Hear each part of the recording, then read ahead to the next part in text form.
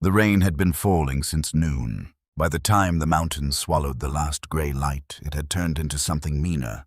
Not quite sleet, not quite ice, but something in between that stung the face and soaked through canvas in minutes. The kind of cold that didn't just touch you, it got inside. It found the places where you'd been broken before, the old fractures, the healed-over wounds, and it settled there, patient and permanent, the way cold that comes from altitude always does not, as a visitor but as a resident. Corbett Hale had been walking the old B&O railroad grade for most of the afternoon. He was 67 years old. Tall, lean in the way that hard decades make a man lean, not from lack of eating, but from the particular wearing down that comes from too many winters and too few roofs. His face was the face of a man who had spent the better part of 4 decades reading other men's faces in difficult circumstances, which had the effect of making his own face very difficult to read. Deep lines at the corners of his eyes, not from laughter especially, but from the habit of looking at things carefully in all kinds of light, bright light, lantern light, the uncertain grey light of courtrooms, and the absolute darkness of places where things happened that no one wanted witnessed. His jaw held a week's worth of grey stubble that he had stopped attending to somewhere around the 2nd day after Cheyenne, when it had become clear that the kind of places he was going did not require a man to be clean-shaved. His hands were the hands of a man who had worked with them his whole life.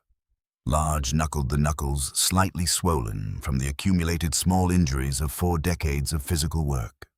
Scarred across the right palm, where a deputy's knife had found him in a doorway in Laramie, 11 years ago, in a situation that had been misread by everyone involved, including Corbett himself, which he counted as a useful lesson about the cost of incomplete information. He still felt that scar in cold weather. He felt it now, steady and familiar, like an old acquaintance who showed up uninvited and stayed longer than welcome, but at least never asked for anything. He led his horse Ridley by the reins, not because the horse needed leading.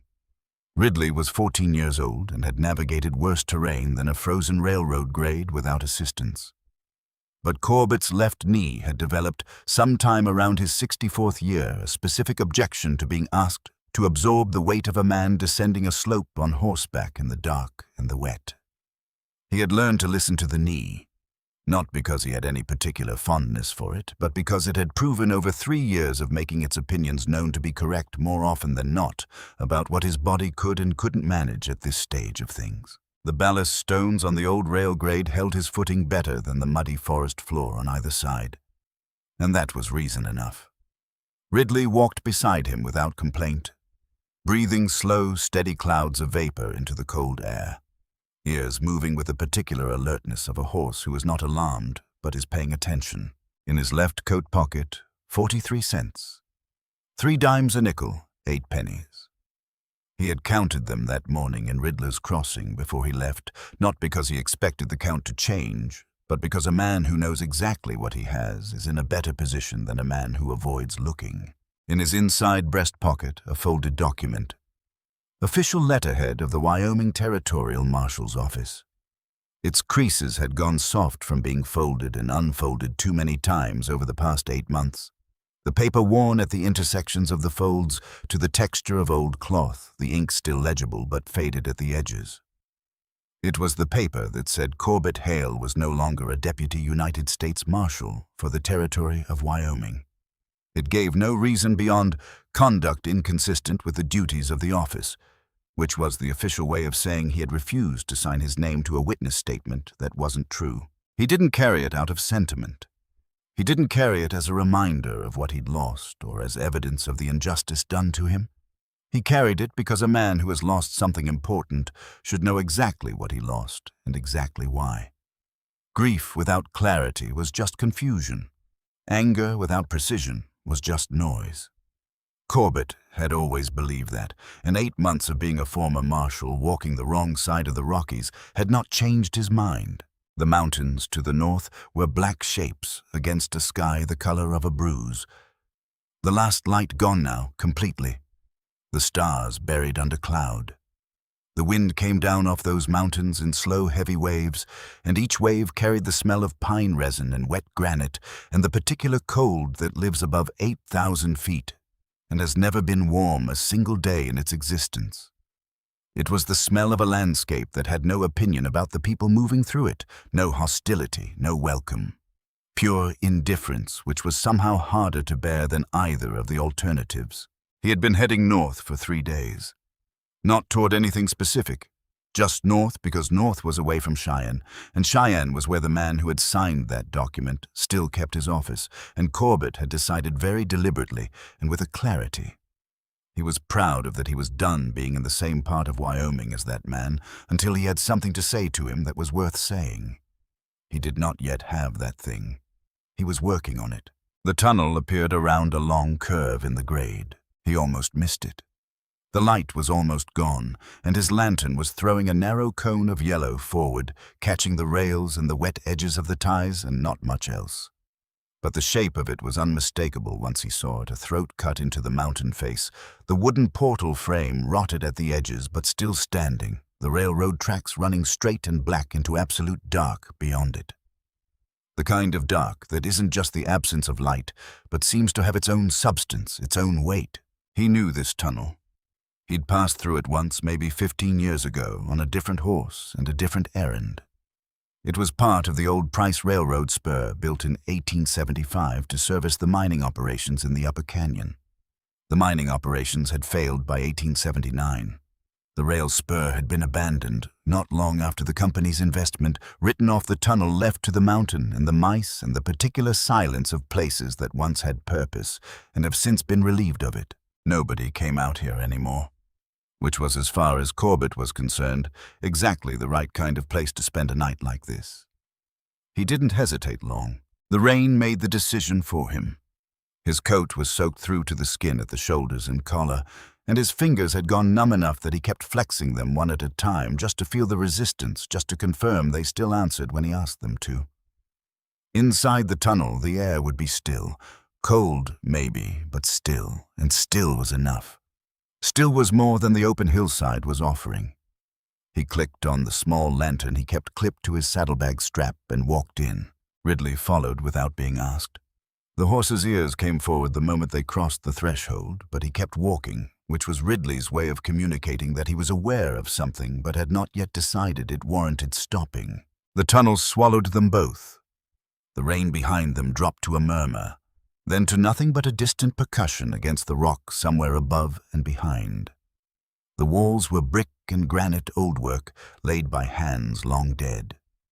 The mortar between the courses darkened by decades of moisture and the slow exhalation of the mountain. The smell was iron and standing water, and something deeper underneath a smell that had no good description in ordinary language. The particular breath of enclosed stone that has been holding its temperature unchanged through summer and winter alike for 20 years or more. Corbett walked about 50 yards in, far enough that the tunnel entrance behind him shrank to a pale gray oval, barely visible now, the rain showing as a faint silver curtain across it. He stopped. He unclipped the lantern from his saddlebag and raised it higher, letting the light spread further against the walls on both sides, the ceiling above the rails and the gravel bed below. Ridley stopped beside him, breathing slow. Ears turned forward and slightly outward, the particular set that meant he was receiving information from multiple directions simultaneously and sorting through it. Corbett stood still and let the light show him what there was to see. The tunnel walls were brick for the first 30 yards from the entrance, then transitioned to the raw stone of the mountain itself, supported at intervals by timber framing that had darkened to the color of old iron from years of moisture. The tracks ran straight ahead into darkness that his lantern couldn't penetrate beyond about 20 feet. On either side, the walls showed the roughness of blasting work, uneven surfaces, the occasional jutting shelf of rock where the explosive charge had broken less cleanly than the crew intended. That was when he noticed the wall wasn't solid. About 6 feet to his right, mostly hidden behind a jutting shelf of brick that might have been a maintenance alcove, the kind of recessed space the rail companies built at intervals for workers to step into. When a train passed, there was something that didn't belong. A seam. A straight line running vertically from floor to somewhere near the ceiling, too precise to be a crack in natural stone, too deliberate to be anything accidental. He moved the lantern closer. A hatch. 3 feet tall, perhaps 2 feet wide, set flush into the brick with the kind of workmanship that had nothing to do with railroad construction. The hinges were heavy iron surface rusted, showing the orange-brown patina of iron that has been exposed to wet air for years but not eaten through, not structurally compromised. Someone had packed the gap around the frame with tar paper, the kind roofers used, layered in careful strips to keep out drafts and moisture. The layering was precise and overlapping courses, each strip pressed firmly into the previous one. Someone had taken time with this. Someone who understood weatherproofing and had materials to work with and the patience to do the job correctly. He ran his thumb along the edge of the tar paper. It crumbled slightly at the touch, but held in the middle sections. Old work, not ancient, but old. Done perhaps 5 or 6 years ago by hands that knew what they were doing. He pressed his ear to the metal surface of the hatch. Nothing. No sound from the other side. No movement, no voices, no mechanical noise. Just the faint, almost subliminal tick of metal sitting still in cold air, the sound of thermal contraction molecules tightening as the temperature outside pressed against the surface. He tried the handle.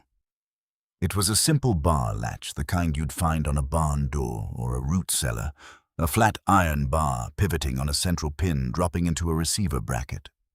It moved when he tried it. Not easily, it ground against the rust in the pivot with a sound like a file dragged slowly across rough stone, but it moved. He worked it gently, rocking it back and forth to break the rust loose, and after perhaps 30 seconds of careful attention, it lifted cleanly. He held his breath without deciding to.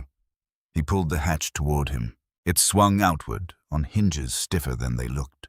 The resistance of rust and disuse and warm air came through the opening in a slow, definite wave. Not much warmth, not the warmth of a heated room or a roaring fire. Something more modest than that.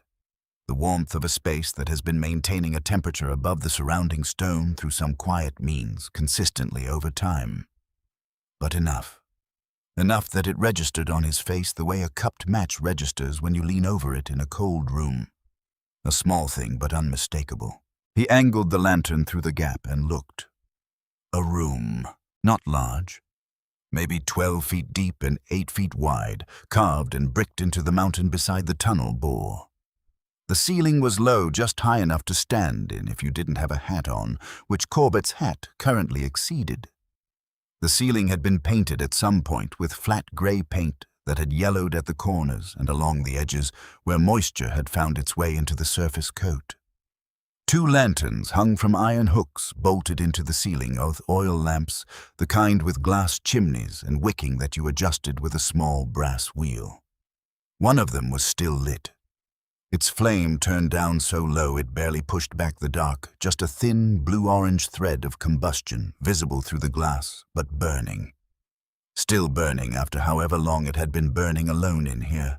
The smell was kerosene and iron and something else underneath the faint, woody sweetness of a small fire that had burned recently and recently gone quiet. Pine, he thought, or cedar, something with resin in it. He stepped through the hatch, angling his head and shoulders to clear the frame, and stood upright in the room. Along the left wall, a cot. A real one, not a bedroll on the ground, but an actual cot, with a frame of iron pipe and a canvas surface and a folded wool blanket on top. Olive-drab military surplus, the kind of blanket that had been through hard use and still had years left in it. Beside the cot, a wooden crate turned on its end served as a night table.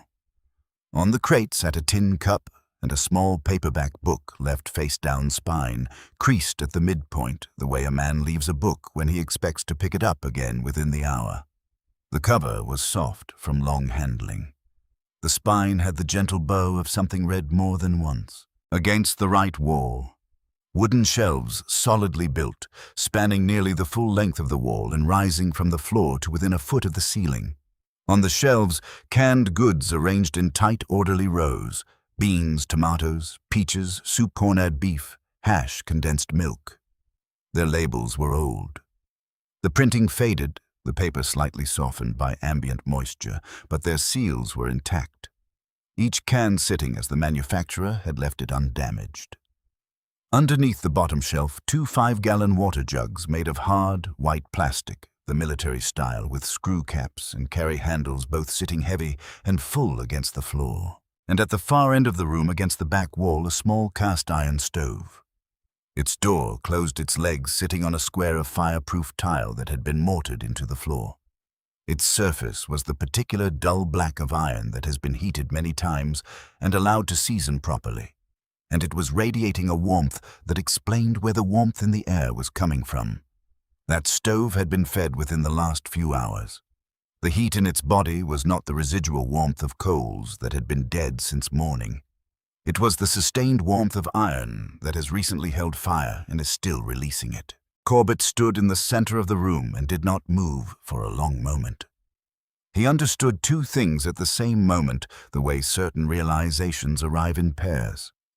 The first was that this room had been built, stocked, and maintained by someone who intended to use it. Not abandoned, not forgotten, actively maintained.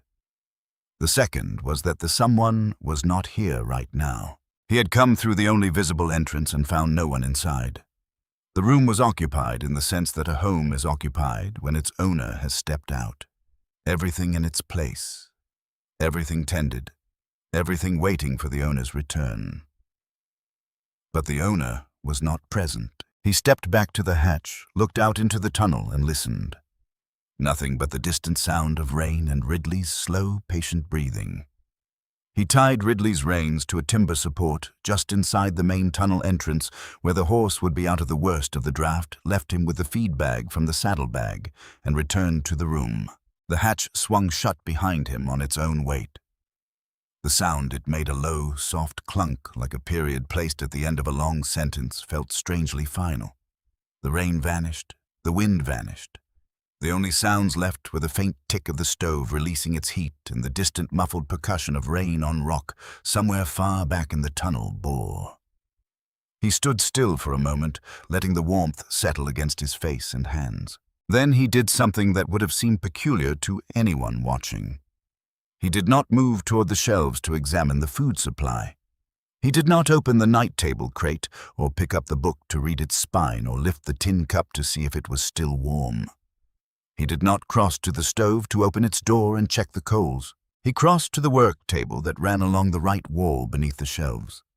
He pulled out the small wooden stool tucked under it. He carried the stool to the center of the room. He sat down on it with his back straight and his hands resting open and empty on his thighs, palms up, fingers relaxed, visible. And he waited, not because he expected the owner to walk through the hatch in the next 5 minutes. He had no particular expectation about the timing of anything, but 41 years of wearing a badge had taught him certain things that stayed true regardless of whether you were wearing the badge or not.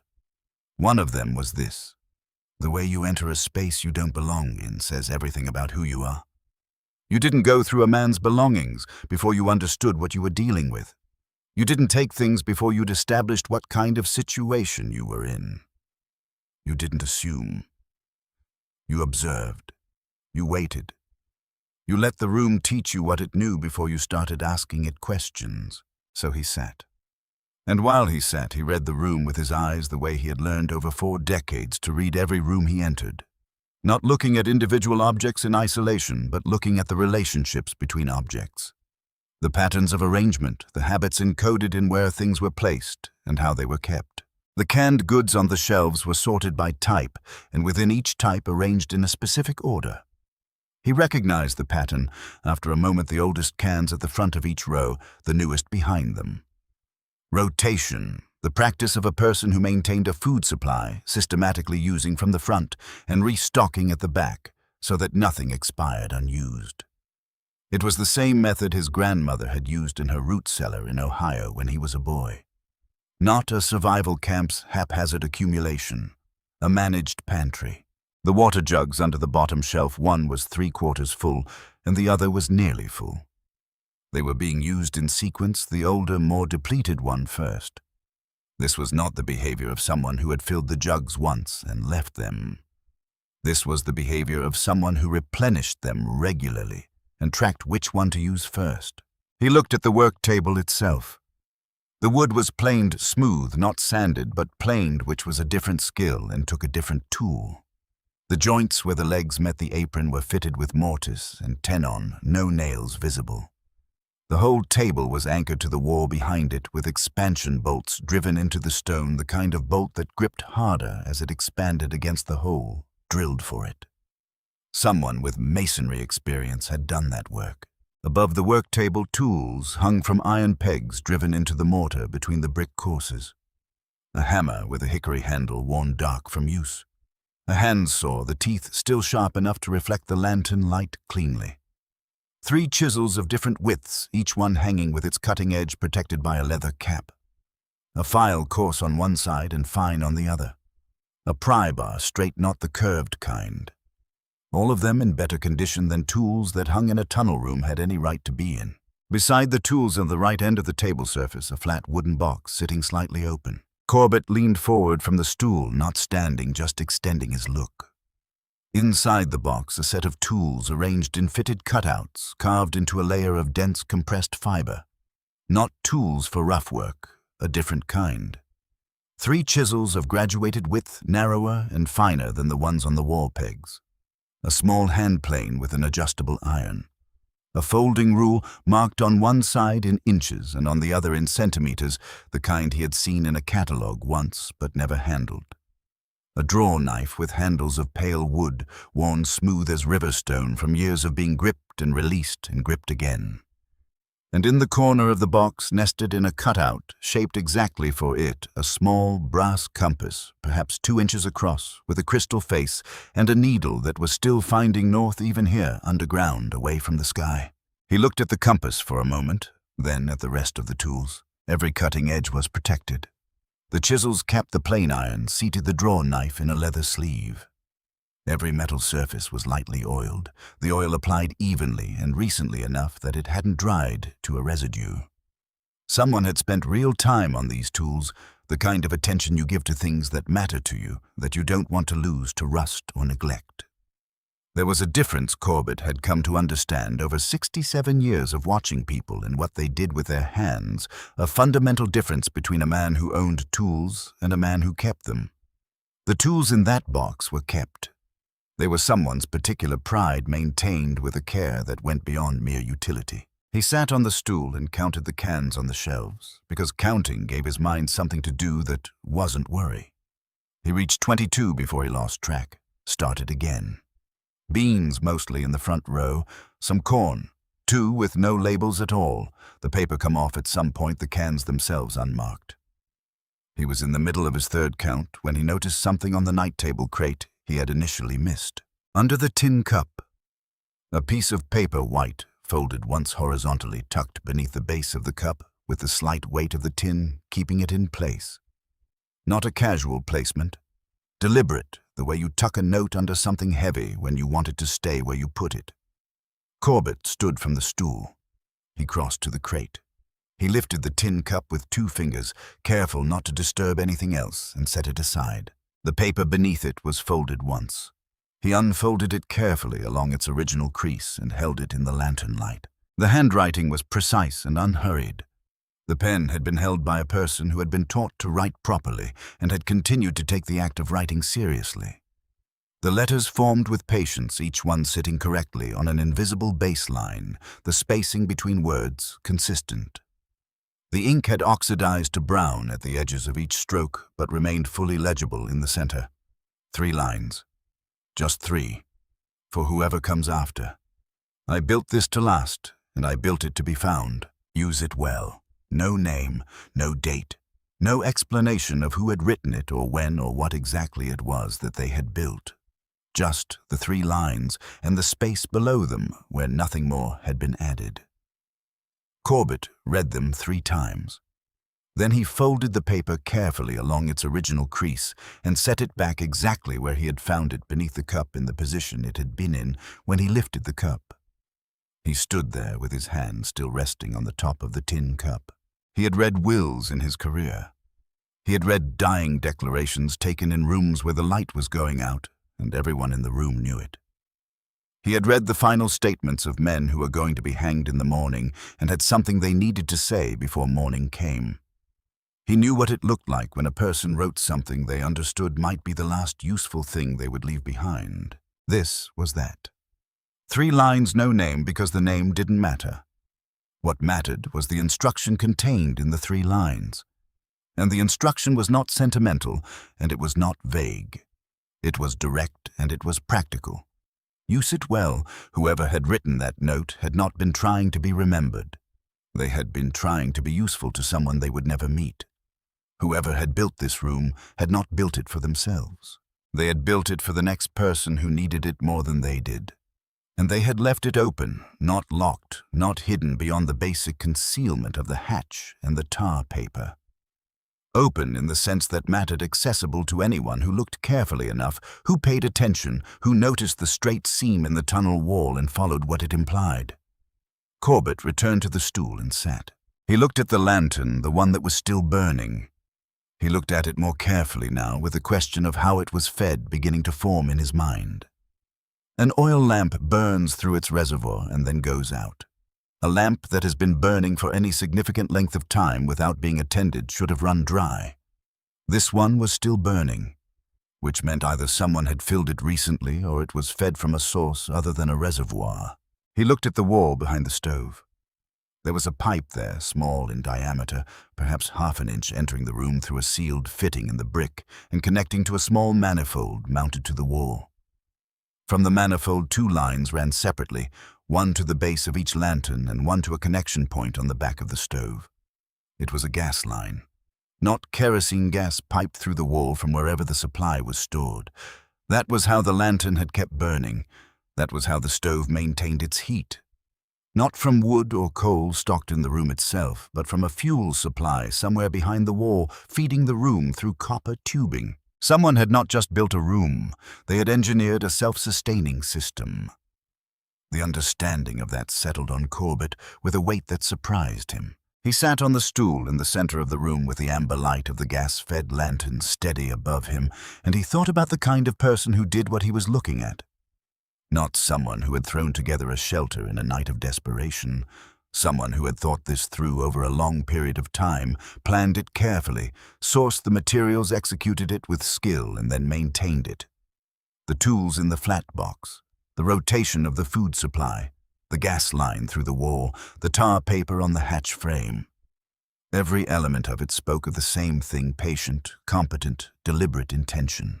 He had been sitting with these thoughts for perhaps 2 hours by his best estimate of the time when the wall moved. Not the hatch he had come through. The other wall. The wall with the shelving units against it, the one he had catalogued and counted and studied and believed he understood completely. A section of it directly behind the left side of the shelving unit, about 2 feet wide, swung inward on a pivot he had not seen because it was set into the stone itself rather than into the face of the brick.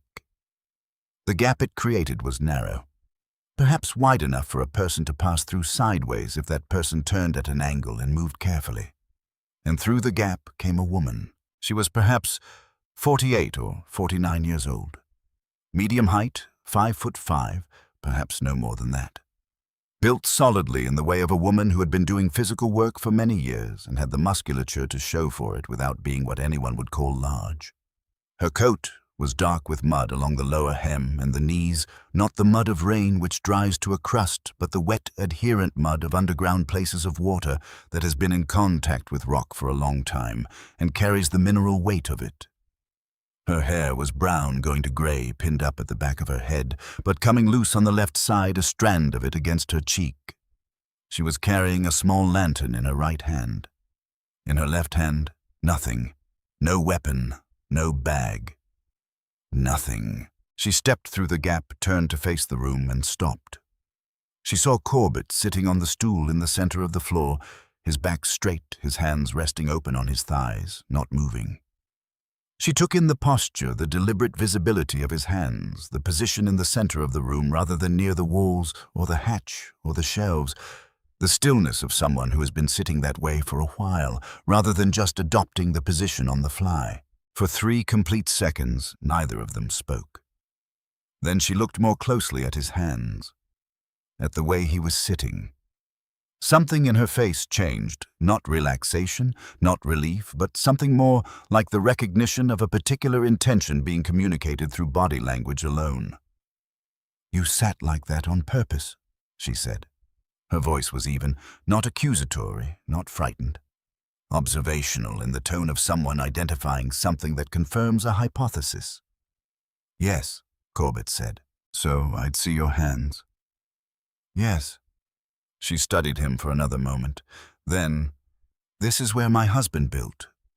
She said it in the present tense as not was the way a person refers to a place that still exists even when the person who made it no longer does. Then she said quietly, "Was." And the single word carried everything a much longer sentence would have carried, and did it more efficiently. Corbett looked at her steadily. He asked the only question that mattered first. "Where is he?" She held his gaze. She held it long enough that the answer became clear before she spoke it, held it in the way people hold silences when the silence itself is the answer, and words are only confirmation. Then she opened her mouth to speak, and that was the moment they both heard it. From outside the sealed hatch, from out in the tunnel itself, the sound of horses. More than one. Moving in a slow, deliberate pattern, not the careless gait of travelers passing through, not the even rhythm of horses covering distance.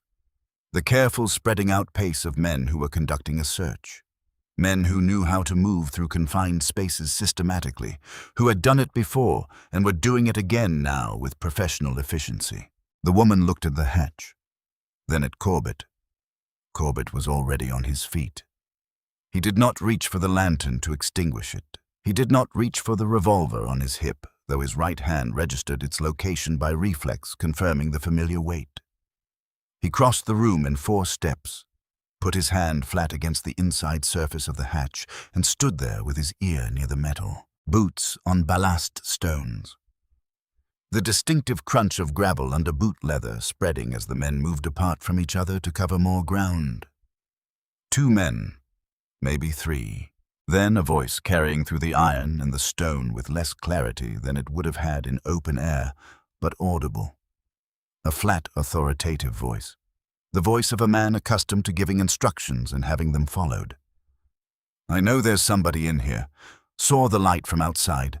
Come on out now, and we can have ourselves a conversation like reasonable people." The tone of it was one Corbett had heard many times over 4 decades of law work. It was the tone of a man who had already decided how the conversation was going to end and was offering the other party the courtesy of arriving at that ending without unnecessary difficulty. Corbett stepped back from the hatch. He looked at the woman. She was watching him with the expression of someone who is rapidly assessing a new variable and deciding where it fits in a calculation that was already complicated. He said very quietly, "Is there another way out?" She nodded. Toward the gap in the wall she had come through. Corbett looked at the lantern still burning at its low, faithful flame. He looked at the stove still radiating the warmth of its recent fire. He looked at the night table crate with the tin cup and the book, and the folded note beneath the cup. Then he looked at the work table. At the journal he had noticed earlier, the brown leather cover, the twine wrapped twice around it, sitting at the far end of the table, half beneath the edge of the folded canvas work cloth. He crossed to the work table and picked up the journal. He held it for a moment, the weight of it modest in his hand, not a large book, not many pages. Then he placed it inside his coat in the breast pocket opposite the termination document and buttoned the coat over both. Not because he intended to take it. He was not taking it. He was making sure that whatever was in that journal was not read by the men outside tonight. There was a difference between those 2 things, and it mattered to him that the difference was clear at least to himself. He looked at the woman. "Show me." She turned without a word, lifted her lantern, and slipped back through the gap in the wall. Corbett followed her into the dark. Behind them, the room sat exactly as it had been. The stove warm, the food on the shelves, the oil lamp burning at its low, steady flame, casting its amber circle against the yellowed ceiling, faithful to whatever it had been doing before either of them arrived. On the night table crate beneath the tin cup, the note with its 3 lines waited in the dark for whoever might come next and lift the cup and read what was there. The hatch had not been opened from outside. Not yet.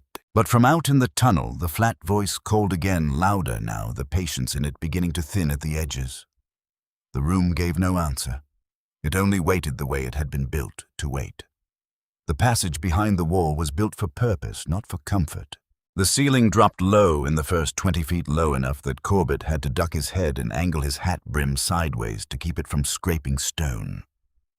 The walls were close on both sides, the cold radiating off them without his having to touch them. The floor was packed earth, worn smooth in the center by the passage of feet, over time uneven at the edges where the ground was raw. The woman moved ahead of him with the confidence of someone who had walked this path before more than once in conditions worse than these. Her lantern kept the way visible barely, but enough. Behind them, through the stone and the increasing distance, the voice from the tunnel was gone, swallowed by rock. The passage ran for what he estimated was 60 feet before it opened. The ceiling rose back to a height where he could stand straight. The walls pulled apart. The stone changed texture here, darker, finer grained, the character of shale, rather than the granite of the upper section, older rock. The passage had followed a natural fissure in the mountain's geology, rather than any planned line, which meant whoever designed it had been smart enough to let the mountain decide the route, rather than fighting it. The woman stopped. She turned and held her lantern up so the light reached his face, and she looked at him the way a person looks at someone they are deciding whether to trust with something that has weight to it. Corbett stood still and let her look. "You took the journal," she said. "Yes." "Why?" "Because whoever is outside that hatch doesn't get to read it. Not tonight." She studied him for another moment. Something in her face registered that answer and found it neither satisfactory nor unsatisfactory, but simply accurate, the kind of answer that doesn't invite further discussion because it is complete. "My name is Rosalind Finch," she said. "Corbett Hale." A pause. Not a long one, but deliberate. The name registered something in her expression, a careful shift, not quite recognition, but the beginning of it. Like a person who has heard a name in a different context and is now trying to locate it correctly. "You are a marshal," she said. Not a question. Information she had placed. "Was," he said, using her word back at her, deliberately. She accepted that without pursuing it. Then she turned and continued down the passage. "2 directions from here," she said, speaking back over her shoulder at a volume that would not carry far. "North leads to the storage room. South goes deeper. We should go north first." "Why north first?" "Because you need to understand what you're carrying before you decide what to do with it." He followed her north. The timber door at the end of the north passage was old-growth wood, hand-hewn, not milled. The surface darkened with age and sealed along the edges with pine pitch that had been applied in careful coats and had dried to a dark amber. Whoever had built this had not wanted air passing through this door. Not moisture, not cold, not sound. The bar latch lifted clean. The hinges swung without protest, greased recently enough that the smell of rendered fat was still present on the iron. Beyond the door, a room, roughly 8 by 10 feet. The walls had been chipped back from the native rock by hand and then mortared smooth with a gray compound that had cured solid and stayed that way. No cracking, no separation from the stone behind it. Shelves had been cut directly into the walls on 3 sides, not built against them, but carved into them, which meant they were as permanent as the mountain itself. On those shelves, wooden crates sealed with fitted lids and numbered in black paint, 1 through 11, each number applied with the same brush, the same size, the same care. Glass jars, 14 of them, sealed with layers of wax at the lids. Their contents visible through the glass as dried material seeds possibly, or plant matter of some kind carefully preserved. 3 canvas rolls tied with cord large enough to contain maps or architectural drawings. And on the far wall a metal cabinet bolted into the stone with a steel hasp, the padlock in the hasp newer and brighter than anything else in the room. Corbett moved the lantern slowly across the space, reading it the way he read everything that mattered, systematically, without rushing, giving each element its due attention. "The numbered crates," he said quietly. "What's in them?" "Survey documents," Rosalind said. She crossed the room to stand near the cabinet. Geological assessments, land title records. 6 years of correspondence between my husband and the Territorial Land Office in Cheyenne. She paused. And correspondence between my husband and Harlan Price. The name settled into the room like a stone dropped into still water. Corbett kept his face neutral. You know the name, she said. Everyone in Wyoming Territory knows the name. Harlan Price had come to Wyoming in 1872 with Chicago capital and a particular kind of hunger that money tends to produce in men who acquire it young enough that they never learn its limits. He built the Price Railroad spur through the Upper Canyon. He bought mining claims in 3 counties. He had relationships with judges that were better characterized as arrangements than friendships, and relationships with sheriffs that were better characterized still.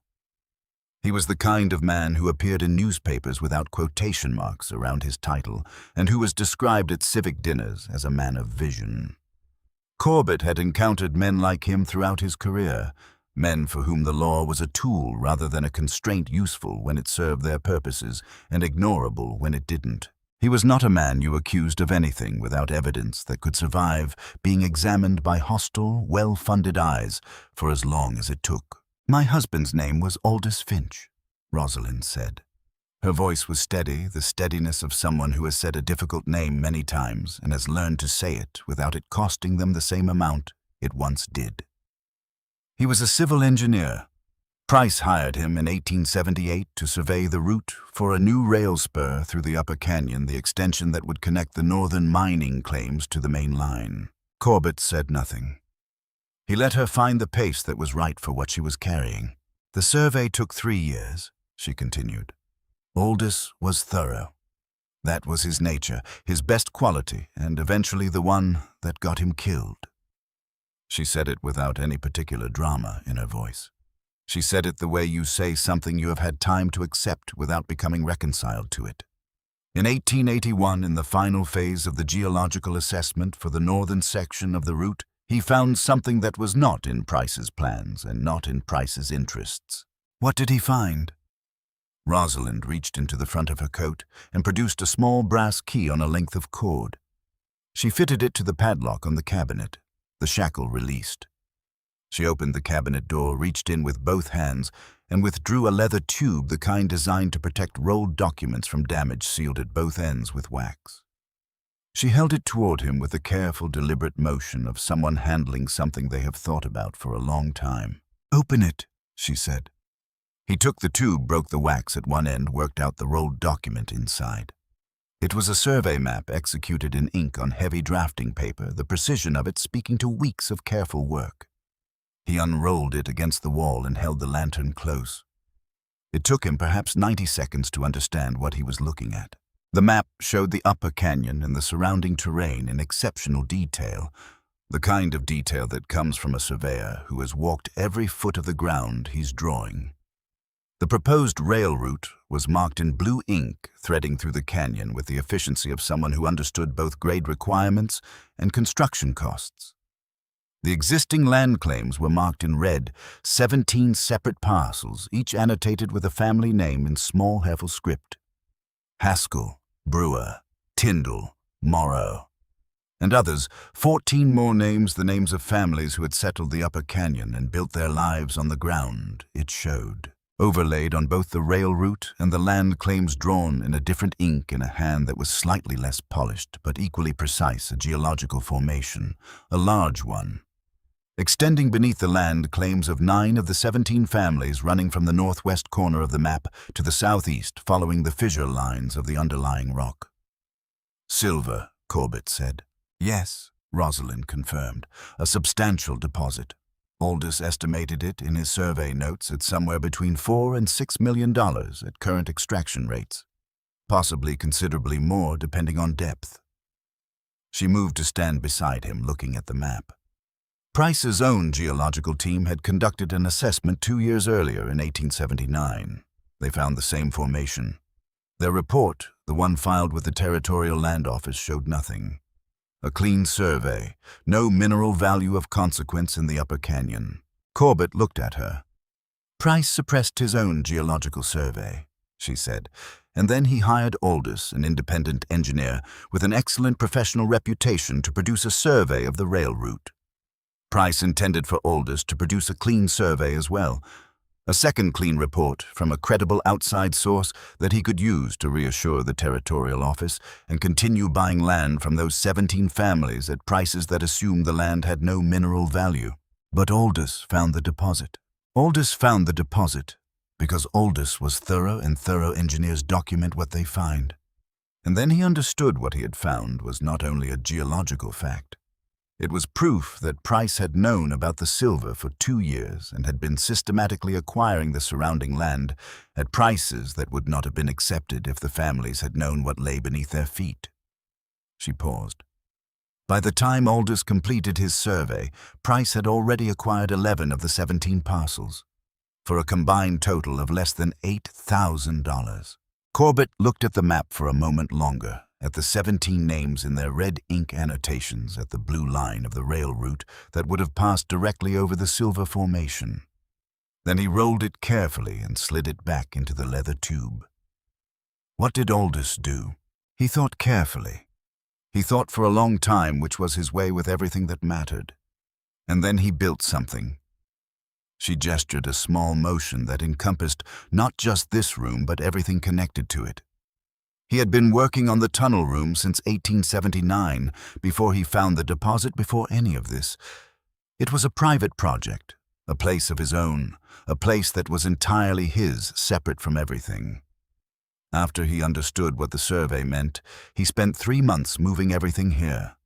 Every document, every letter, the real geological report. 11 crates of evidence assembled and organized and sealed. Corbett looked at the numbered crates on the shelves, then at the journal inside his coat. He knew Price would come for him, he said. Not a question. He knew, she said. He told me the night before. He said, if anything happens to me, there is a room that has everything anyone would need to hold Price accountable in a federal court. He told me how to reach it. He made me memorize the approach, the entrance, the key to the cabinet. He told me not to come unless I was certain I hadn't been followed. She stopped. He also said not to grieve for too long, which was the most unreasonable thing he ever asked of me. Corbett said nothing. October 2nd, 1881, she continued. He left for work in the morning, the same as every morning. He was found at the base of Devil's Notch 3 days later. The official report said he had gone up to take final elevation measurements for the rail route and lost his footing in the dark. She maintained the same even register throughout, not without feeling but with the containment of someone who has processed this information many times and has developed a way of delivering it that doesn't destroy her. Devil's Notch is 8 miles from the nearest measurement point he would have had any reason to visit. And the money. The even register held, but something tightened in her face. Not grief this time, but the expression of someone touching a particular injury that hasn't healed the way the other injuries have. $6,200, the project operating fund which Aldous managed as project engineer. Sheriff Tillman Grubb announced 3 days after the body was found that the fund accounts showed the money missing, that Aldous had been diverting it systematically for over a year. She kept her voice flat.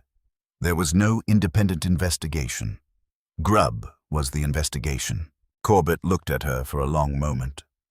And you have been living with that account for 2 years. In this town, she said. Yes. He reached inside his coat and took out the journal. He held it in both hands for a moment. Then he looked at Rosalind. She looked at the journal, and something moved across her face that she did not try to manage or contain, a reaction too complicated to name, simply too old to be raw, but too unresolved to be quiet. I haven't seen that in 2 years, she said. You knew it was here. I knew he kept it. I didn't come into this room after he died. I was afraid to for a long time, and then I was being watched too closely, and then I found I didn't have the courage yet, and then... She stopped. Started over. I came tonight because I saw light moving in the tunnel. I thought Grubb's men had found the room. I came to reach the cabinet key before they could. Corbett unwrapped the twine on the journal.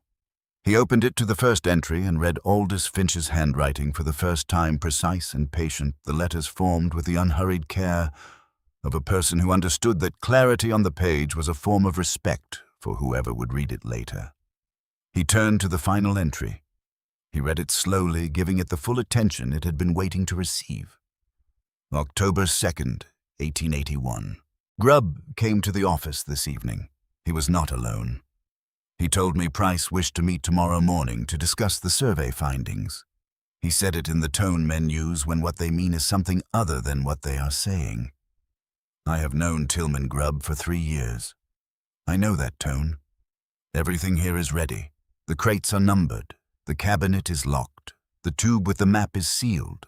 The gas system has been tested and holds pressure. If anyone reads this after me, the cabinet key is with Rosalind. She knows the north entrance. One more thing. If you intend to use what is in these crates, you will need someone on the inside of the law in Crestfall Creek who still has a conscience. There is one such person. His name is Orrin Bassett. He is a deputy, 31 years old, has been on the job approximately 4 years. He does not know what Grubb is, but he is the only man in that office who still looks uncomfortable when Grubb tells a lie. Find him carefully. He is worth the care. I built this room to be found by someone who needed it more than I did.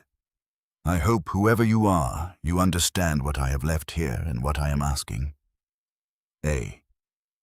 Finch. Corbett closed the journal.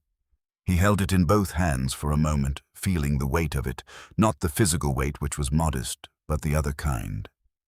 The weight of a plan that had been lying here in the dark for 2 years waiting.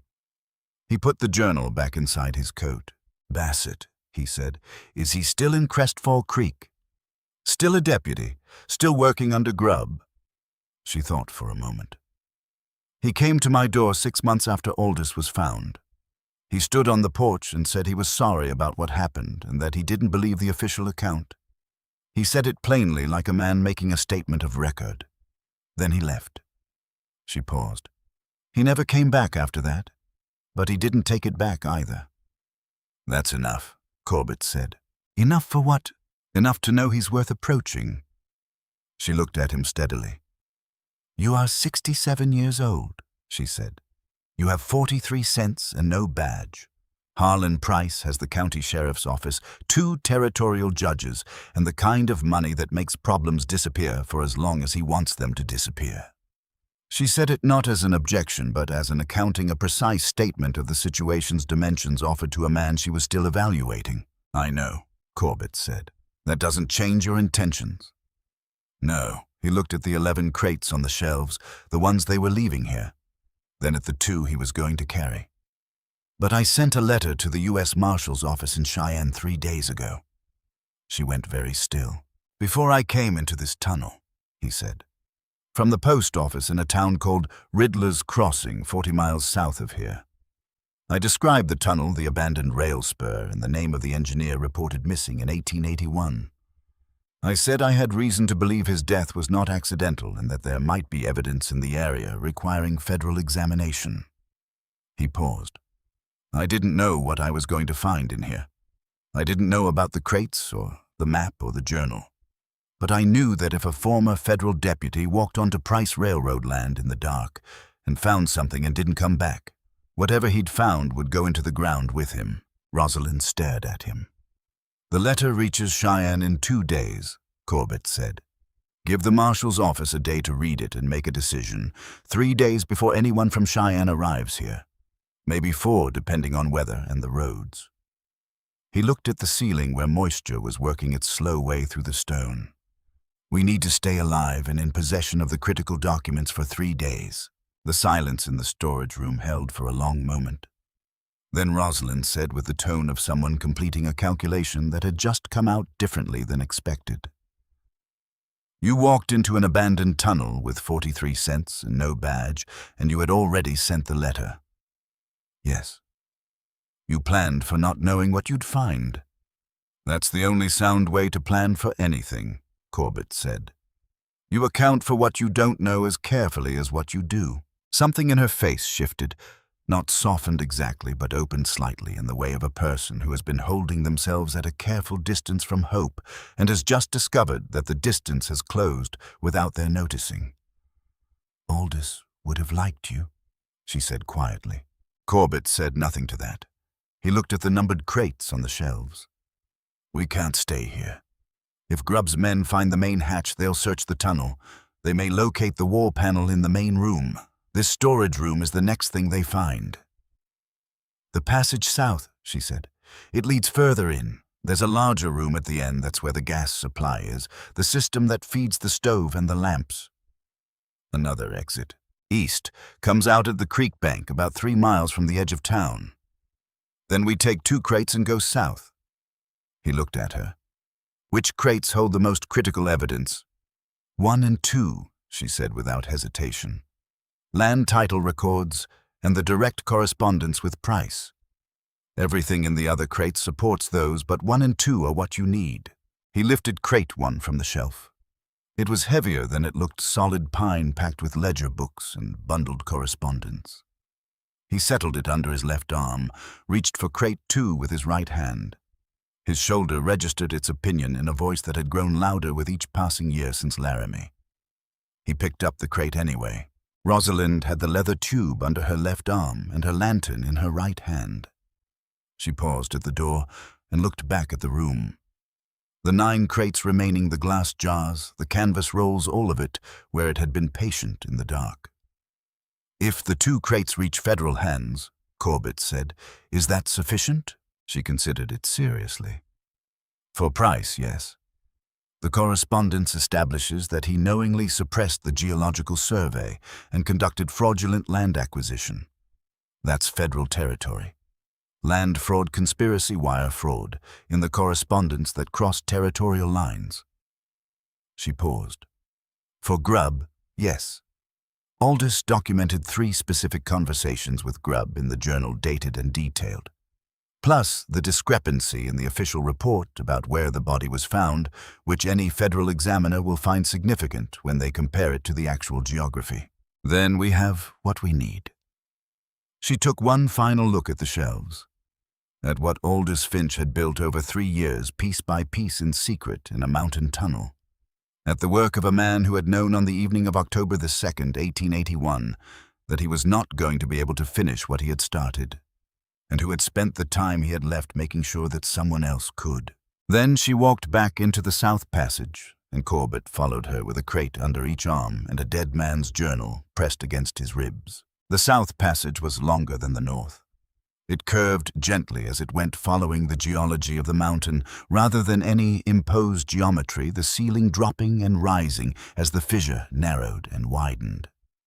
The air grew warmer as they moved deeper, not the warmth of a fire, but a different warmth, slower and more fundamental. The thermal warmth of the earth itself, the temperature of deep rock that has never touched the sky and never will. Corbett heard the propane system before he saw it. A low rhythmic sound, a slow mechanical pulse with a faint hiss threaded through each cycle, regular as a heartbeat. He had heard similar sounds in the newer gas-fitted buildings in Cheyenne. Pressure regulators cycling open and closed, balancing flow against consumption. The sound of a mechanism doing its work alone without oversight, the way well-built things do. The passage opened into a room considerably larger than either of the ones they had passed through. 8 feet of ceiling. Walls spread to give the space room to function, and along the far wall a row of cylindrical metal tanks, 6 of them each roughly the size of a rain barrel, standing in a line and connected by copper tubing that ran from one to the next in a careful, methodical progression. The last tank in the row connected to the pipe that entered the ceiling and fed the room above. The valve assembly near the middle of the row cycled as Corbett watched a small hiss, a moment of equalization, a return to pressure. Patient and consistent. On the wall beside the first tank, mounted to the stone in a small frame of pine with a piece of thin glass across the face to protect the paper inside a card. Handwritten. The same precise, unhurried penmanship he now recognized as Aldous Finch's hand. Corbett set the 2 crates down carefully on the floor and brought his lantern close to read. Propane system. 6 tanks. Rated capacity, 420 gallons combined. The regulator valve cycles every 4 to 6 minutes at normal operating pressure. This is correct function, do not adjust. Main shutoff brass wheel on tank 1, far left. Close fully clockwise to stop all flow to the upper room. Pressure gauge on tank 3 reads true when the gauges on the others are uncertain. Check it first. Estimated fuel remaining as of September 1881, sufficient for approximately 14 months at current consumption rate. Inspect the copper fittings at each joint every 6 months. Green oxidation at the joint face is normal. Oxidation that has spread to the pipe body means the fitting needs replacing. Below the technical instructions, separated by a line drawn with a straight edge, one final sentence in slightly smaller script. The handwriting of a note, added after the main text, was complete as an afterthought that became on reflection necessary. I hope you are warm. Corbett looked at those 4 words for a long time. The technical instructions were the work of an engineer, providing what a stranger would need to maintain what he had built. Precise, practical, impersonal. But those 4 words were something else. They were the voice of the man who had spent 3 years underground in this mountain alone, building something he would not live to see used. Who had thought at some point after completing the system that would keep the room above warm and lit about the unknown person who would eventually sit in that room. Cold, perhaps uncertain, perhaps exhausted, and had wanted them to know that the warmth was intended for them specifically. I hope you are warm. Corbett stood in front of the card for longer than was strictly necessary. He was thinking about the note under the tin cup, about the journal and its final entry, about 11 numbered crates and a survey map sealed in wax and a brass compass kept oiled in its fitted cutout. He was thinking about a man who had understood on the evening of October the 2nd, 1881, that the next hours were likely to be the last of his life, and who had spent whatever time he had left not trying to save himself, but ensuring that what he knew would survive him in a usable form. That was the thing Corbett kept returning to. Not the bravery of what Aldous Finch had done in exposing Price. The particular specific bravery of how he had done it. He had not made the mistake of thinking that truth by itself was enough. He had built the truth a house. He had given it food and water and heat and light and labeled everything clearly and left instructions for the person who came after. Corbett looked at Rosalind, who was standing slightly back, watching him read with an expression he understood well, the expression of a person who has been carrying something very heavy for a very long time and is in the first uncertain stages of being allowed to set it down. "We need to go," he said. She nodded. He picked up the 2 crates. His shoulder made its argument with renewed conviction. He carried them anyway across the propane room and into the east exit passage that Rosalind indicated a lower tunnel rougher than the others that sloped upward toward the outside air. They came out on the creek bank at a point where the mountain met the flat ground of the canyon floor. The rain had thinned to a cold mist. The eastern sky showed the very first gray suggestion of coming dawn. Not light yet, just the diminishment of darkness, the sky deciding. The creek moved past them 20 feet away, dark and quick. Corbett set the crates down and straightened, looking east toward where Crestfall Creek would be still invisible at this distance, but present. The lights of the town were not yet showing at 3 miles in this weather. He looked at the crates, then at the mountain behind them containing what they had left there. Inside it, in a room that smelled of kerosene and old iron and the particular cedar sweetness of the wood Aldous Finch had used in his stove, an oil lamp burned at its low, steady flame. It did not know what had just been set in motion. It only knew how to burn, and it had been burning faithfully for 2 years, and it would keep burning until the fuel ran out or someone turned it down. "Tell me about Bassett," Corbett said. "Everything you know." And as they walked the 3 miles toward Crestfall Creek, in the thinning mist with the dawn, coming up behind the mountains, in slow gray increments, Rosalind Finch told him. By the time the first buildings of the town came into view, Corbett had a clear picture of what the next 3 days needed to look like. Not a comfortable picture, not a safe one, but clear. The town of Crestfall Creek sat at the base of a long slope that the north wind came down without interruption, and at 5 in the morning in November it had the particular stillness of a place that had not yet committed to what kind of day it intended to be. Corbett had seen 100 towns like it across his 4 decades in Wyoming territory. One main street of packed dirt, frozen overnight, and beginning to soften at the outermost edges as the temperature rose fractionally with the approaching dawn. A feed store, a dry goods with its window display of winter inventory, a land office with the optimistic lettering of a business that had anticipated more traffic than it received. A church at the north end with a bell that had not been rung in some time, the rope hanging slack against the tower in the way of things that have been neglected, not out of malice, but out of the accumulation of days in which it was not the most pressing concern. A sheriff's office with a lamp burning in the front window. The lamp of a man who maintained the appearance of presence, whether or not he was present. On the east side of the street, a row of smaller buildings pressed together. The way buildings in cold-weather towns press together seeking warmth by proximity, though no warmth is actually transferred. The second building from the north end had a curtained window with a faint orange glow behind it, either a banked fire or a man who woke before the rest of the town and kept his own hours. "That one," Rosalind said quietly, from her position a half-step behind Corbett's left shoulder. "He lives alone. Since his wife left, 2 years ago." She paused. "People in town say the job drove her out, that she couldn't stand the uncertainty of it." She thought about it. "I think it was something else. I think she couldn't stand watching him be afraid every day and not be able to help him with it." Corbett looked at the curtained window for a moment. Then he crossed the street, stepped up onto the narrow boardwalk, and knocked.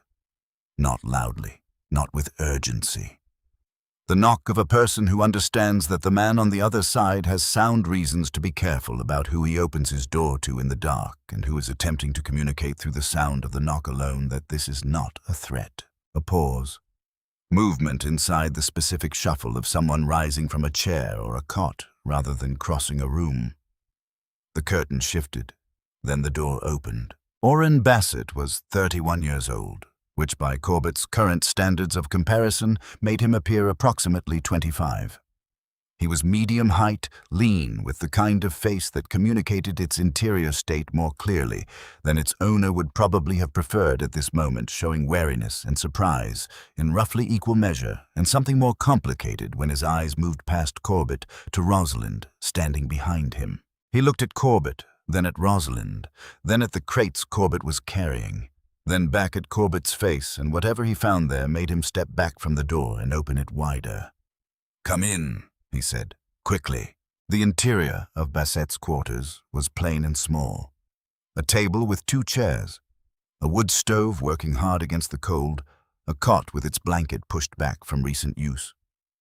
On the table, an open Bible with a coffee cup resting on the page, not as a bookmark, but because the table was small and the man's priorities were evidently elsewhere. A shelf held a few books and a row of official-looking documents in manila envelopes stacked with the slight disorder of items that are accessed frequently but not filed with precision. Corbett set the crates on the floor. Rosalind set the leather tube on the table. Bassett watched them do this with the expression of a man watching something arrive that he has been half expecting for a long time without knowing its exact form. "Grubb sent 2 men into the old rail tunnel last night," Bassett said without being asked. "I heard them leave around midnight. They came back at 4 this morning and went straight to Grubb's house." He looked at Corbett. "I don't know what they found or didn't find, but they went to Grubb before they did anything else." He straightened slightly. "Who are you?" "Corbett Hale, Deputy U.S. Marshal for Wyoming Territory until March of this year." Bassett's expression shifted a small recalibration. "Hale. I know the name. Grubb mentioned it about 4 months ago. Said you were a man who caused problems and got what was coming to him." "Grubb would be in a position to know," Corbett said. Bassett looked at the crates on the floor. "What's in those?" Corbett told him. He told him all of it in order: the tunnel, the hatch, the room with its gas-fed lamps and its stocked shelves, and the note under the tin cup. The passage behind the shelving wall. The north room with its 11 numbered crates, the survey map in the leather tube, the geological deposit beneath the 9 families' land, the correspondence between Aldous Finch and Harlan Price. The journal and its final entry dated October the 2nd, 1881. Devil's Notch, and the 8 miles that separated it from any elevation measurement Aldous Finch would have had reason to take. The $6,200 announced missing 3 days after a body was found in the wrong place. He told it plainly without editorial addition in the chronological order that the facts had presented themselves to him. He had learned across 4 decades that the truth told plainly was more persuasive than the truth told with emphasis. Emphasis suggested a man with a position to argue. Plain sequence suggested a man with facts to report. Bassett listened with his elbows on his knees and the coffee cup held between his hands, and his eyes on the middle distance the way a person listens when they are doing 2 things at once, hearing the words and simultaneously weighing them against something they already know. When Corbett finished, the room was quiet for a moment. Then Bassett said, "I knew." He said it without drama. He said it the way you say something that has been true for a long time and is not a surprise to you, even though saying it aloud in a room where it can be heard is a different thing from knowing it privately. "Not all of it," he said. "I didn't know about the tunnel or the documents, but I knew the official account of Aldous Finch's death was wrong. I knew it the morning I found the body at Devil's Notch because I could see from the angle of the fall that he had not come from the notch itself. The position was wrong. The distance was wrong. The pattern of the impact was wrong for the height." He set his coffee cup down on the open Bible with the care of a man setting down something heavier than its weight. "I wrote it in my personal notes. I dated the notes. I kept them." A pause. "And then I put them in a box under my bed, and I told myself I would know when the right time came to do something with what I had." He looked at Corbett directly. "I was wrong about knowing when. I just kept waiting." "And now," Corbett said. Bassett looked at him steadily, considering. Then, "Now a man I have never met has walked into my house at 5 in the morning with 2 crates of evidence and a dead man's journal and told me that federal marshals are coming from Cheyenne in approximately 3 days. He paused. "I think that qualifies as the right time." Corbett did not smile, but something in him settled the particular settling of a calculation that has come out correctly after being checked twice. "Grubb will come for you today," Bassett said, his thinking working quickly, now visible in the slight movement of his eyes. "Once his men report what they found or didn't find in the tunnel, he'll know someone was in that room. He knows you're in the area. Vickers saw you come in yesterday evening, I'd bet. Price will know by noon." He worked through it. "Price will want to move before the marshals arrive. That gives him 3 days to locate the documents and make them disappear." "Or make the people who have them disappear," Rosalind said from near the wall in the same calm tone she used for everything. "Yes," Bassett said. He did not soften it. "That as well." Corbett looked at the leather tube on the table. "We can't leave the critical evidence here. This is the first place Grubb searches after my hypothetical boarding house, which I don't have." He thought for a moment. "Is there a location in this town that Grubb would not think to search? Not because it's hidden, because it's beneath his attention." Bassett considered this with the focus of a man who knows his town and the hierarchies of attention within it. Then, "Agnes Whitmore. She runs the laundry at the south end of the main street. 70 years old. Her husband was a federal land surveyor before he died. She has no affection for Price. He acquired her husband's surveying contracts after his death for approximately 1/10 of their value. She is also, from Grubb's perspective, a 70-year-old woman who washes other people's clothing." He paused. "Grubb has never once looked in her direction. Can you get the crates and the tube to her in the next hour without being seen?" "Out the back, through the lumber yard. I've used that route before." He was already standing, already reaching for his coat. He stopped. "What are you going to do?" "I'm going to be visible," Corbett said. Bassett looked at him. "I'm going to let Grubb find me," Corbett said. "In a place I choose at a time, I choose with nothing on me that he wants. I'm going to be a former marshal passing through who sheltered in an abandoned tunnel last night and found an unlocked room and slept in it." He paused. The truth, as far as it goes. Bassett was quiet for a moment, assessing the logic of it. Then he nodded one short, decisive movement. There's one more thing. He reached under the cot and withdrew a flat wooden box, the kind used for storing documents or papers, and opened it. Inside a sheaf of papers, handwritten, dated. My notes, from the morning of November the 5th, 1881. The morning I found the body. He held the box toward Corbett. Everything I saw that was inconsistent with the official account, measurements, observations, dated and signed in my own hand 2 weeks before Grubb filed his report. Corbett took the box. He looked at the top page, the same kind of careful dated record-keeping that Aldous Finch had practiced in the journal. The instinct of an honest person to document what they witnessed. He handed the box to Rosalind. This goes with the crates. I can take it directly, she said. I'll go out the front now before the town wakes. Corbett looked at her. Can you walk through Crestfall Creek at 5 in the morning with evidence under your arm and not look like a woman carrying something important? She looked at him with the patience of a woman who has been answering variations of underestimation for 2 years. I have been living in this town under the assumption that my husband was a thief, she said. I have had considerable practice appearing ordinary under difficult circumstances. She tucked Bassett's notes inside her coat alongside the leather tube and walked out the front door of Bassett's quarters without another word into the gray pre-dawn of Crestfall Creek's main street. Her pace was unhurried. Her posture was the posture of a woman going about her morning. She did not look left or right. Corbett watched her go, then turned back to find that Bassett had already found the neighbor boy, 12 years old, sleep-heavy, wearing a coat 2 sizes large, who appeared at the back door as though this arrangement had been previously established. Tobias, Bassett said to the boy, these 2 crates, Mrs. Whitmore at the laundry. Don't talk to anyone on the way. The boy nodded with the seriousness of a child who has been trusted with a real task and intends to discharge it properly. He lifted one crate. Bassett took the other. They went out the back. Corbett straightened his coat. He checked his revolver, fully loaded, as it had been every morning since he was 26 years old and had learned the cost of an unloaded weapon at an inconvenient moment. He ran his thumb across the scar on his right palm.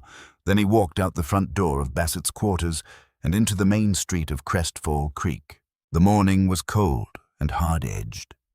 The rain finished in the night. The sky the specific hard blue of a November Wyoming day that has no warmth to offer but offers instead a clarity that makes everything very precise. The frozen mud of the street was beginning to soften at its surface with the first heat of the rising sun. The buildings on either side threw long shadows westward. Corbett walked to the far end of the street and found the establishment he wanted.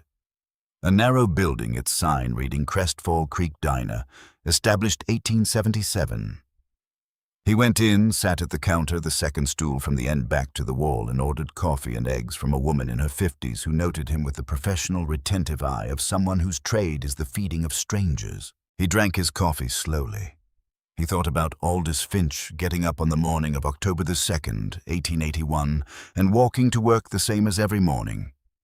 He thought about the journal and the final entry and the particular calm of a man writing what he believed would be his last words, writing them carefully enough that they could be read 2 years later in a tunnel room by a stranger and still be clear. He was on his second cup when the door opened and Sheriff Tillman Grubb walked in. Grubb was 58 years old, heavy-set in the way of a large man who has long ago accepted his dimensions. His gray mustache was trimmed with more care than the rest of his appearance suggested. His eyes were the color of old creek ice, gray-blue, flat, the color of something that has had the warmth pressed out of it a long time ago. He wore his badge on the outside of his coat, which was the choice of a man who wanted his authority visible at all times. He pulled out the stool 2 down from Corbett and sat and said without looking at him directly, "You'd be Hale." "I would," Corbett said. "What brings you through Crestfall Creek, Mr. Hale?" "Passing through." "From where to where?" "South to north," Corbett said. "It suits me." Grubb was quiet. The woman behind the counter brought him coffee without being asked his regular and retreated to the far end with the focused attention of someone who intends to remember exactly what they are about to hear. My men found something in the old Price rail tunnel last night, Grubb said, the conversational tone of a man discussing nothing important. Is that so? Signs of recent occupation. Food. A sleeping area. He paused. Lamp still burning. He turned to look at Corbett directly for the first time. You know anything about that? Corbett considered the question with the appearance of genuine reflection. I sheltered in that tunnel last night, he said. Rain came on hard. Found an unlocked door in the wall. Room was empty. Seemed like no one had been around in some time. He drank his coffee. I didn't disturb anything. My men say some things were gone this morning that weren't gone when they scouted the area last week, Grubb said. A journal. 2 wooden crates. I didn't take any crates, Corbett said, which was accurate. He had not taken any crates. He had carried them. The distinction was not one he expected Grubb to find meaningful, but it was one he maintained for himself. Grubb looked at him with the flat creek ice eyes. A long, professional look, the look of a man who has spent years looking at people who are lying to him and has become skilled at identifying the particular quality of truth that lies adjacent to a lie. You were a marshal, he said. Until March, Corbett confirmed.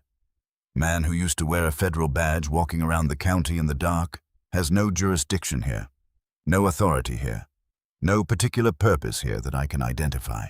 Passing through, Corbett said again pleasantly. Just as I said. The stare lasted longer than most men were comfortable sustaining. Corbett drank his coffee and waited it out. He had been waited out by better men than Tillman Grubb, and had outlasted all of them, and he had the time and the patience and the specific advantage of a man who is not lying about anything significant. Grubb stood. He put coins on the counter for the untouched coffee and buttoned his coat with deliberate slowness. I'd encourage you to keep moving, he said. Crestfall Creek is a quiet town. People who bring disturbance into quiet towns find the disturbance adheres to them. I'll bear that in mind, Corbett said. Grubb left. Corbett finished his eggs.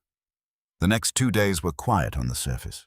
Grubb assigned a man to watch Corbett from within an hour of the diner conversation, a large individual named Vickers, who stationed himself on the boardwalk across the street from wherever Corbett happened to be maintaining the dedicated expressionlessness of a person who has been instructed to follow someone and given no guidance about subtlety. Corbett spent those days moving through Crestfall Creek with the particular unhurried quality of a man with no timetable. He visited the dry goods twice. He spent the better part of a morning in the feed store discussing the relative merits of different types of winter feed with the proprietor. A conversation that went on for 2 hours and covered substantially more ground than the topic required, which was entirely the point. He sat on the bench outside the diner and watched the main street and let Vickers stand across from him in the cold and have nothing to report. He did not go near Agnes Whitmore's laundry. He did not approach Bassett in public. He did not return to the tunnel. On the second evening, Rosalind found him on the bench as the light was going. She sat beside him with the practiced casualness of a woman visiting a bench that happened to be occupied. She spoke without looking at him, watching the street. Price arrived this afternoon, she said. He came in from the North Road with 2 men from his Chicago office. He's staying at the land office building. Grubb gave him the use of it. She paused. He didn't come to Crestfall Creek to negotiate. He came to supervise. Men like Price don't trust other people with the things that can destroy them. Corbett nodded slightly. Tomorrow morning, he said, if the weather held and the roads were passable. Will they come? They'll come, he said. She was quiet for a moment. Then she pressed $2 into his hand, folded past in the manner of a handshake, and stood and walked away without any further conversation, which was exactly right. On the morning of the 3rd day, Bassett found him at the diner counter at the same time and sat 2 stools down and looked at the menu with the careful attention of a man who has not eaten and is genuinely considering his options. 2 riders coming in from the south, he said without looking up. Came over the ridge about 20 minutes ago, moving steady. He set the menu down. Federal horses. Corbett drank the last of his coffee. He set the cup down. He left coins on the counter and walked out into the main street of Crestfall Creek. The two riders came in from the south end at the steady, unhurried pace of men who have arrived where they intended to be and are not announcing themselves but are not hiding either. They wore trail coats of the functional kind, nothing decorative, everything serviceable. They sat their horses with the particular posture of men whose authority is documented and who do not feel the need to perform it. Corbett met them in the middle of the street. The lead rider was perhaps 50 years old with a close-cropped gray beard and the eyes of a man who reads people quickly and accurately and has stopped being surprised by what he finds. He looked at Corbett for a moment, taking him in with the same efficiency with which Corbett read rooms. "Hail," he said. "Marshal Deering." Deering swung down from his horse with the care of a man whose joints have opinions about cold mornings. He stood in the street and looked at Corbett. "Your letter was interesting reading." "I thought it might be." "Tell me what you've got." Corbett told him. He told it the same way he had told Bassett, plain sequential, without drama or advocacy. Standing in the middle of the main street of Crestfall Creek while Vickers watched from the far boardwalk and the morning went on around them with its ordinary commerce. When he finished, Deering looked at his partner, a younger man, quieter, who had been doing mental arithmetic since they arrived, and appeared to have reached a satisfying sum. Then Deering looked back at Corbett. "The evidence is at the laundry. 2 crates of documents, survey map in a leather tube, correspondence between Aldous Finch and Harlan Price covering 6 years, land title records for the 17 affected families." Corbett paused. "And a set of handwritten observational notes made by Deputy Orrin Bassett on the morning of November the 5th, 1881, the morning he found Aldous Finch's body at Devil's Notch, 2 weeks before Grubb filed his official report." Deering looked at Bassett, who had come to stand to Corbett's left during the telling. "Those notes are dated and signed." "In my hand," Bassett said, "dated that same morning." Deering was quiet for a moment, then, "You want to be present when we bring them in?" It was not quite a question. "No," Corbett said. Deering looked at him. "I want it done correctly," Corbett said. "By the documentation and the warrant and the proper procedure in the proper sequence. This doesn't need me there. It needs to be done right, so it holds in a federal court for however long it takes to hold." He paused. "Aldous Finch spent 3 years building something that would last. The least I can do is make sure what we do with it today lasts too." Deering looked at him for a long moment. The assessing look of a man deciding whether what he is hearing is the real thing or a performance of the real thing. Then he gave a single short nod. The nod of someone who has found what he was testing for and is satisfied. He remounted his horse. "Bassett," he said, "you'll accompany us. Bring the notes." Bassett straightened. "Yes, sir." "Hail." Deering looked down at him. "Stay available. We'll need a formal statement." "I'll be here," Corbett said. He stood in the street and watched them go. Deering and his partner and Bassett moving south toward Agnes Whitmore's laundry to collect what a dead man had built a widow, had protected, and an old man had carried through a mountain in the dark. He did not follow. He stood in the street and let Vickers across the way figure out what he was looking at, which would take Vickers a while because it was not the kind of thing Vickers had been prepared to see. 20 minutes later, Grubb's man moved off the boardwalk at speed heading for the sheriff's office, then for wherever Price was keeping himself in the land office building. Corbett watched him go with the equanimity of a man who has done the thing that needed doing and is now in the waiting portion, which is always the longest and usually the least interesting. He waited on the bench outside the diner. An ordinary November morning in a small Wyoming town. A woman hung washing between 2 buildings with the efficient rhythm of someone who has done the task 10,000 times. The feed store propped its door with a brick. A dog conducted its investigation of the street's south end with focused purpose. 40 minutes later, he heard it not a gunshot, not any dramatic sound. Raised voices from the south end of the main street, a door opening hard against its frame. Then the sound of boots on the boardwalk. Then quiet, the kind of quiet that follows something that has been settled. Deering appeared at the south end of the street walking north, his partner to the left, Bassett to the right, walking with his head level. His eyes forward, the posture of a man who has made a decision and is living inside it without apology or performance. Behind them, Grubb coatless in the November cold, his badge still on the outside of his shirt, but the meaning of it changed now.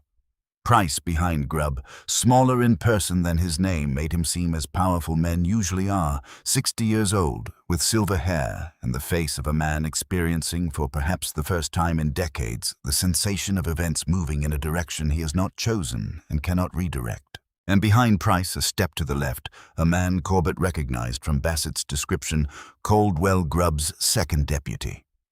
Walking with his hands empty, and his expression carrying the particular quality of a man who had been afraid for a long time, and had found sometime in the night that the thing he had been afraid of had a size he could work with. He had made his decision before they came for him. He was walking on the correct side of the law, and the walking itself had a kind of relief in it that was visible at 20 yards. Corbett sat on the bench and watched them come up the street. Grubb looked up as they passed and found Corbett's eyes. They held the look for a long moment. What was in Grubb's face now was something Corbett had seen before in other men in other circumstances. The specific expression of a person who has lived inside a particular arrangement for so long that they stopped thinking of it as an arrangement and started thinking of it as reality, and who has just discovered that reality is not what they thought it was. It was not contrition. It was not fear exactly.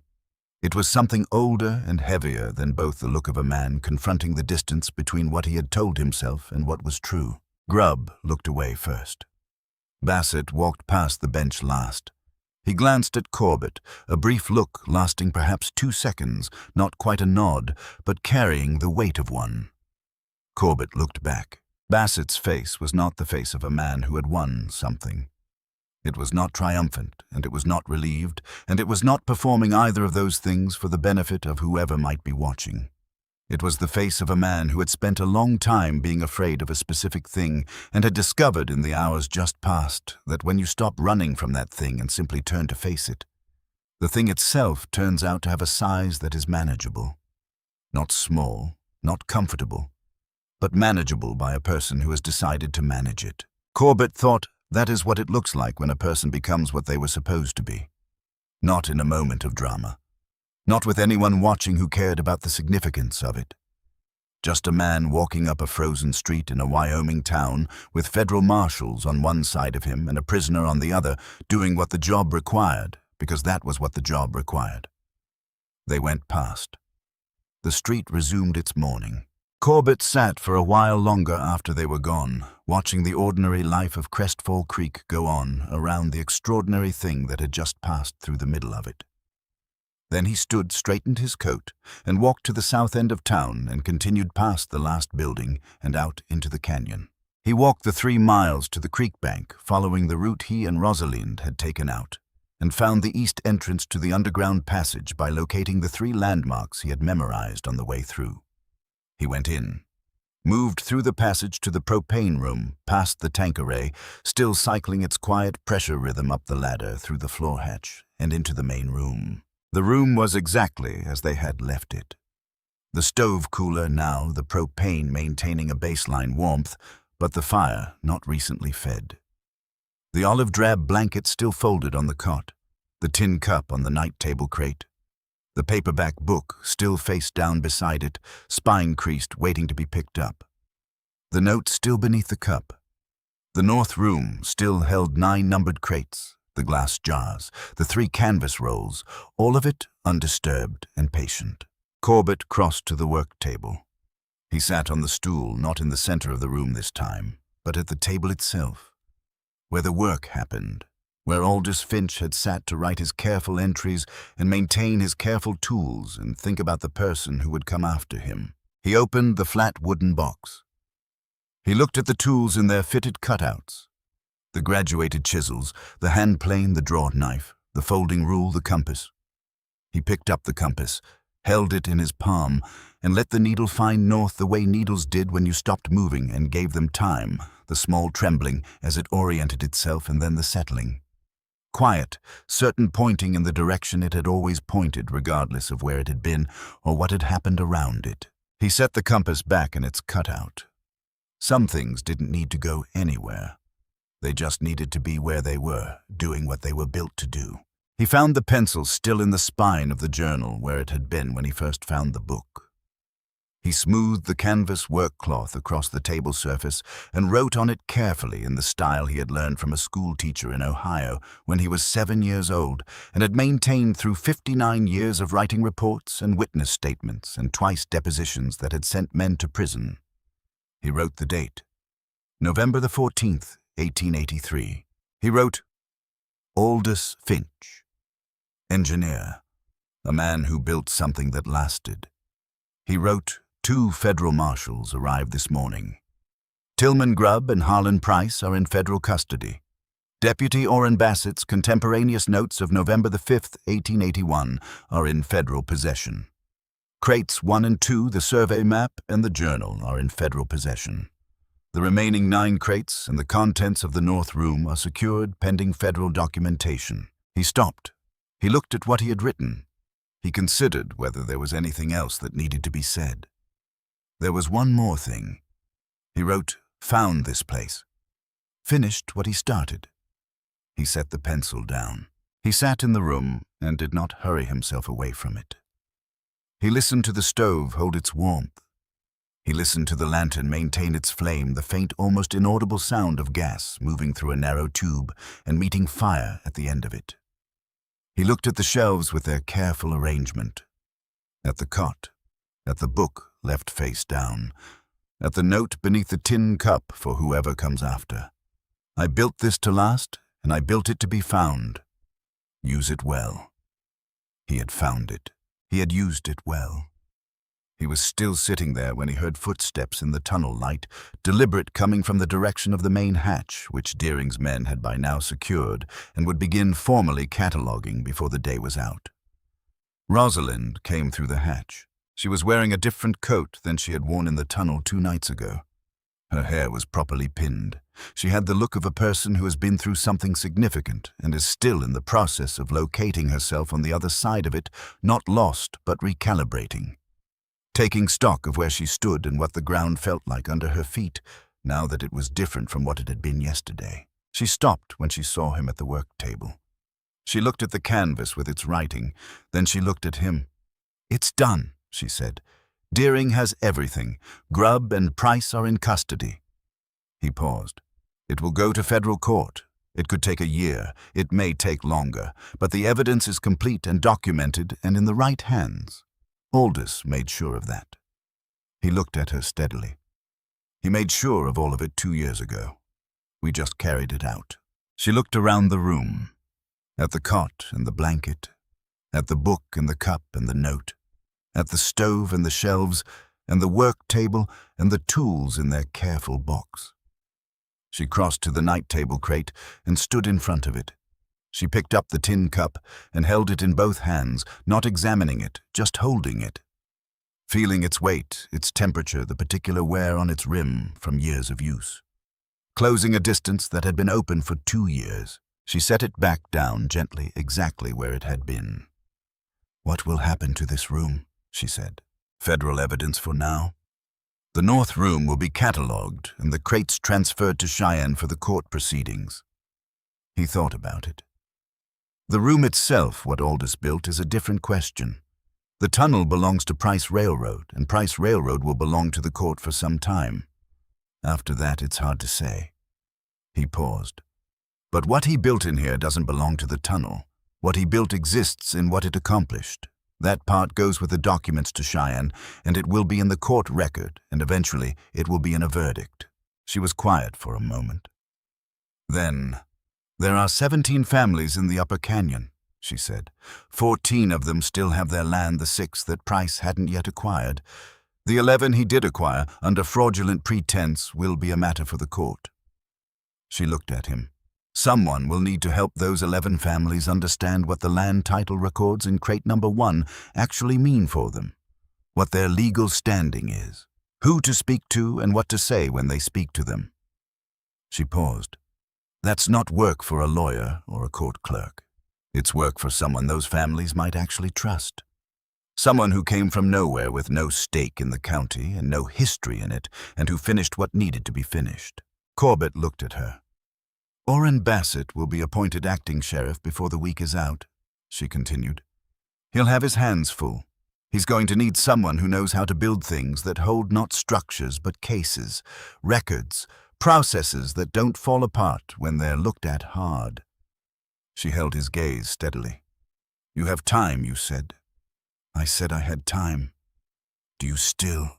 He was quiet for a moment. He thought about the letter of termination in his coat pocket, its creases worn soft. He thought about the 43 cents that had become $2 and change. He thought about Ridley, who was currently stabled at the feed stores arrangement and who had at age 14 earned a winter somewhere warm. He thought about the note under the tin cup and what it meant to be the person it was addressed to. Yes, he said. I still have time. She nodded once, not with relief exactly, and not with satisfaction, but with the quality of someone confirming an expectation that they had allowed themselves to form cautiously. She moved toward the hatch. At the threshold, she stopped. She did not turn all the way back, but turned enough that he could see her profile. He wrote in the very first entry of the journal. She said that he chose this particular tunnel because it was the kind of place no one would think to look for anything important. A pause. He was wrong about that. She went through the hatch. Her footsteps receded down the tunnel at the same unhurried pace she used for everything, and then disappeared into the distance. Corbett sat alone in the room. He looked at the work table, at the pencil lying on the canvas beside what he had written, at the flat wooden box with its kept tools, at the compass in its corner cutout still pointing north as it had been doing since before any of this began, and would continue to do long after. He reached out and picked up the pencil. He turned the canvas slightly and found a margin of space below the last line he had written. He wrote 4 more words smaller than the rest, without particular ceremony. More work to do. He set the pencil down. He stood, straightened his coat, and put his hand on the iron of the hatch frame for a moment before stepping through. The metal was cold, the cold of stone that has no memory of warmth and no need of it. It felt honest. Outside Ridley was where Bassett had arranged for him stabled properly. Fed rested, apparently reconciled to having his sense of urgency overruled by his rider's judgment yet again. Corbett saddled him with the unhurried efficiency of a man who has performed this task 10,000 times, and finds in its repetition not tedium but the satisfaction of doing a familiar thing correctly. He mounted. His back did not argue with the motion which at his age and in this weather was a reasonable development and not one he took for granted. He turned Ridley's head toward Crestfall Creek and rode. The sky above the canyon was the specific hard blue of a Wyoming November afternoon, the kind that does not warm anything but makes everything very clear. The mountains to the north were sharp against it. The creek below caught the light and threw it back in moving pieces inconstant and bright. The road to town was frozen at the surface and would stay that way until noon. He rode at the pace that suited Ridley, which was not fast but was steady. The pace of an old horse who knows where he is going and sees no reason to exhaust himself getting there. The canyon opened around them as they rode, the walls pulling back to give the land more room, the sky widening above. There was work to do, families to find, records to read, a young acting sheriff to help understand what he had taken on, the 17 names in red ink on a survey map and what those names were owed. Corbett rode toward the town in the cold, clear light of a November afternoon in Wyoming, with the particular quality of purpose that comes to a man who has been without direction for a long time and has found it again not in the place he expected, but in the place that was waiting for him. The tunnel behind him was quiet. The lamp inside it burned at its low, faithful flame. It did not need anyone to tend it just now. It knew how to burn on its own, and it would burn until it had burned long enough, and that was sufficient. Some things were built to last. This was one of them.